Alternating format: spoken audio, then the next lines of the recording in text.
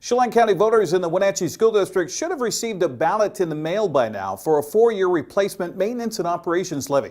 Superintendent Brian Flones says this replaces a levy set to expire next year. We did a levy back in 2013. It was an educational program and operations levy, and we are going to be asking the voters to come back out in April to renew that, a 4-year levy here in 2017. Flones wants voters to be sure to understand this is not a bond for school construction, but rather a levy to operate programs. So this levy is really about the operations of our school district and our academic programs. And so it pays for a lot of things. 4 main areas: program support, it pays for equipment, supplies, and technology. And program support is really the foundational components of our academic program. So it pays for lower class sizes, additional teachers, pays for a number of our programs like enrichment, art specialist, advanced placement courses, our online learning programs, extracurricular activities, so music, sports, programs after school for students. So those, there's a number of things that it pays for.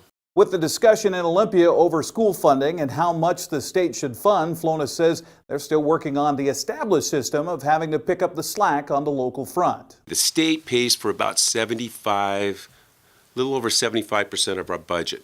Our local levy pays 12.6% of our budget, which is about $12.5 million. And a lot of the things that our levy pays for are things that our community values and has said that they want in our education program. And frankly, the state doesn't pay for that.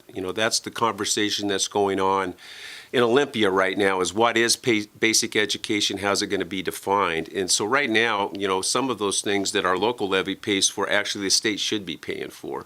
But, we'll see how that works out at the end of the legislative session. Flones has been traveling throughout the district, meeting with community members and explaining what this levy will mean for property taxes. We base this off of what the average home value is in terms of our estimates that we do for going out and asking the community to renew this levy. So we base it off an average home in Wenatchee is about $250,000. So the assessed value per thousand then, in terms of what we go out and ask for, it will impact the voters in terms of what they pay on a monthly and yearly rate. And so, for example, when we went out in 2013, the assessed rate that we were asking for was $3.05 per thousand. And for a homeowner at that time, I think it was about $755 or $765 a year for a home at that time $240,000. In this levy, we are going out and we're going to ask our voters, we're going to ask to try to keep the rates the same. So the 2017 rate is estimated, that it's going to be for this year that we're going to pay is $2.96 per thousand.